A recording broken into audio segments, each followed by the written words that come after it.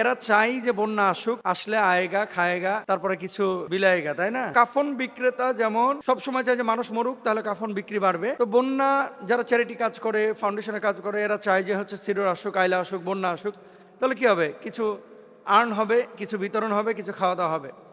এই কথাটা যদি তিনি বুঝে শুনে ইন্টেনশন এভাবে নিয়ে বলে থাকেন, তাহলে পরিপূর্ণভাবে না জেনে তিনি অপবাদ দিয়েছেন, কারণ তিনি চ্যারিটি ওয়ার্কারদের অন্তরের খবর জানেন না।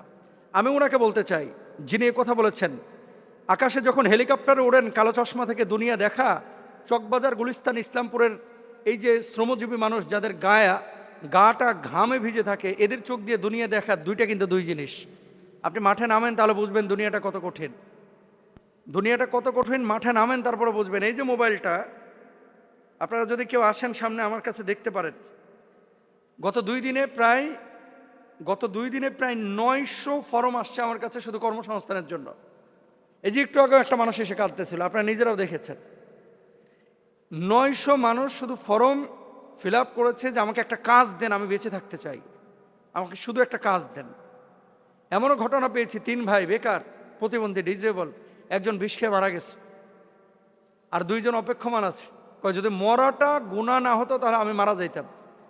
দেখেন, আমরা হুজুররা, বক্তারা, পিসাবরা বা খানকায় দরবারে যারা বসে আছেন, সারাক্ষণ ভালো ভালো গাড়িতে চড়েন, হেলিকপ্টারে মাহফিল করেন, মাহফিলে গিয়ে আবার 10-15 পদের খাবার খান, আমরাও খাই, এবং খাওয়ার পরে আমরা মনে করি কি দুনিয়া মনে হয় এটাই। আসলে দুনিয়া এটা না, দুনিয়া এটা না। দুনিয়ায় যদি আসল চরিত্র বা রূপটা দেখতে চান তাহলে এই মানুষগুলোর সাথে মিশেন, যারা খেটে খাওয়া মানুষ, যারা মিসকিন, যারা ফকির, যারা অসহায়। দেখেন জীবনের গল্পটা কতজনের কত রকম। আমি তো লন্ডন থেকে এসে প্রায় 36-37টা গল্প সোশ্যাল মাধ্যমে আপনাদের সামনে উন্মুক্ত করেছি, যে দেখেন এই মানুষগুলোকে কাজ তৈরি করে দিয়েছে। কালকে কাঁচা সবজি বিক্রি করেছে ভ্যানে, যে লোকটাকে গত সপ্তাহে কর্মসংস্থানের ব্যবস্থা করা হয়েছে, কালকে সে 800 টাকা লাভ করেছে। এই যে মানুষগুলো একসময় শূন্য ছিল, কিচ্ছু ছিল না, আজকে সে একটা কাজ করতেছে, কোনো না কোনোভাবে আল্লাহ তাআলা তার ব্যবস্থা করে দিয়েছেন। এই কাজগুলোকে আপনারা কেন অ্যাপ্রিসিয়েট করেন না? এদেশের মানুষ কেন পেছন থেকে খামচে ধরে, কেন টেনে ধরে?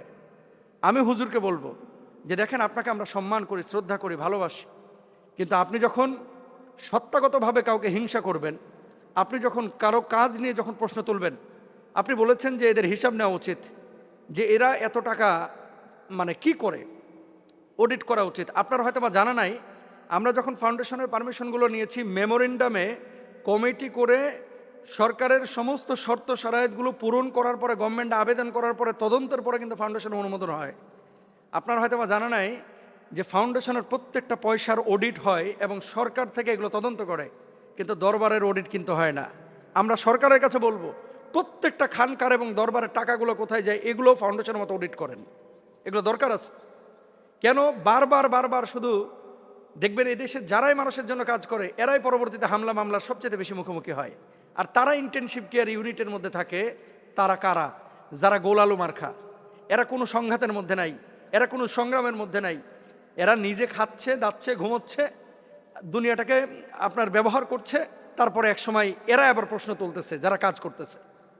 যেই প্রতিষ্ঠানের ব্যাপারে কথা বলা হয়েছে, লক্ষ লক্ষ মানুষের কাজের ক্ষেত্রে তারা চেষ্টা করতেছে। হ্যাঁ, ইন্টেনশন যদি তাদের খারাপ হয়, আপনি দোয়া করেন আল্লাহর কাছে যেন আল্লাহ তাআলা তাদেরকে ধ্বংস করে দেয়। আল্লাহর কাছে বলেন, যেহেতু আপনার কাছে কোনো ডকুমেন্ট নাই, আপনি ডকুমেন্ট ছাড়া কথা বলছেন কেন?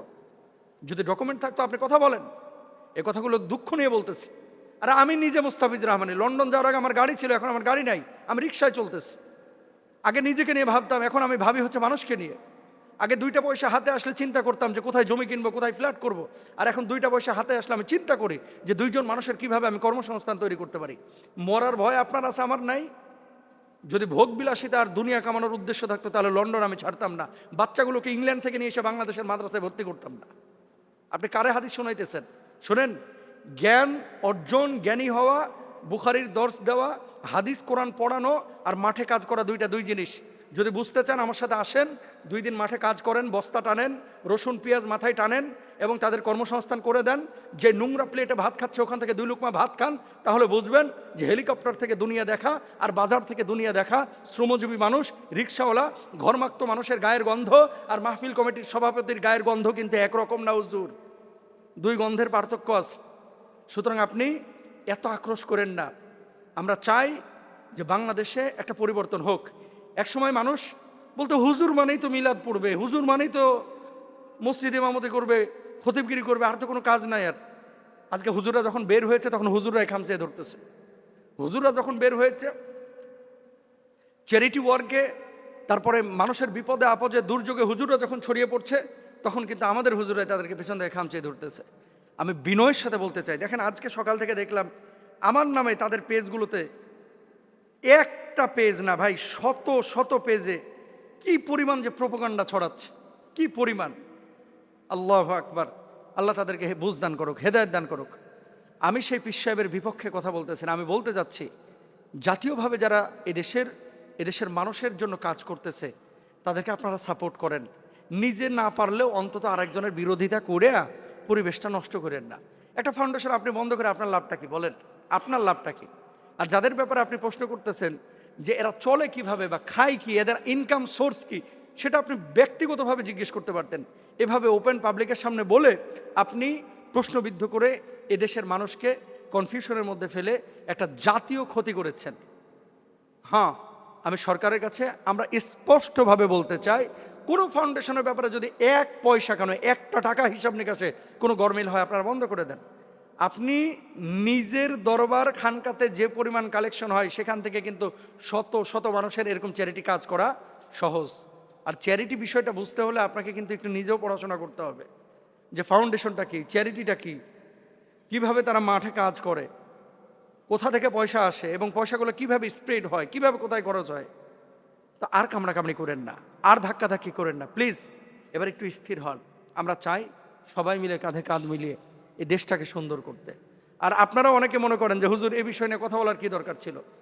আজীব ব্যাপার, আমাকে কেউ ব্যক্তিগতভাবে গালি দেখ আমি মন খারাপ করব না, আমার বাপ মাকে গালি দেখ আমি মন খারাপ করব না, কিন্তু আমার সত্তা নিয়ে টান দিবে, একটা আদর্শ নিয়ে টান দিবে, যেখানে আমার পুরো পিঠ ঠেকে আছে, দেয়াল মানে আপনার শেকড় লেগে আছে, যে এই দেশের জন্য, এই দেশের মানুষের জন্য কিছু একটা করা দরকার। সেই জায়গাটায় যখন আপনি আঘাত করবেন, অবশ্যই মানুষের কাছে যখন আপনি প্রোপাগান্ডা ছড়াবেন, মানুষকে ক্লিয়ার করা এটা আমাদের ইমানি দায়িত্ব, নৈতিক দায়িত্ব। সুতরাং সবশেষ কথা, কোনো ফাউন্ডেশনের ব্যাপারে যদি আপনাদের হিসাব নিকাশ জানার প্রয়োজন হয়, গভর্নমেন্টের তো অডিট হয়, সরকার তো এটা নিয়ন্ত্রণ করেই, তদন্ত করেই। আপনারা ব্যক্তিগতভাবে হিসাব একজন ফাউন্ডেশনের কর্ণধারকে চাইতে পারেন যে আপনি হিসাব দেন। এটা ওপেন চ্যালেঞ্জ থাকলো, হিসাব দেওয়ার জন্য আমাদের সৎ সাহস আছে। কিন্তু আপনারা আরেকটা চ্যালেঞ্জ গ্রহণ করেন, আপনাদের দরবারের হিসাবগুলো এভাবে ওপেন করেন, গত এক বছরে কত টাকা ইনকাম হয়েছে, কোথায় কোথায় আপনারা খরচ করেছেন, ডেকগুলোর হিসাব আপনারা দেন, মাজারে যেই দান বক্সগুলো আছে এগুলোর হিসাবগুলো আপনারা দেন। দেখেন আমরা এগুলো খোঁচাখুচি করতে চাই না, যেহেতু আপনারা বলেছেন এই জন্য আমরা বলতেছি যে আপনারাও একটু হিসাবটা দেন, আর আমরা 0 পয়েন্টে ওপেন হিসাব দেবো ইনশাল্লাহ, কোনো সমস্যা নাই। আল্লাহ বুঝদান করুক।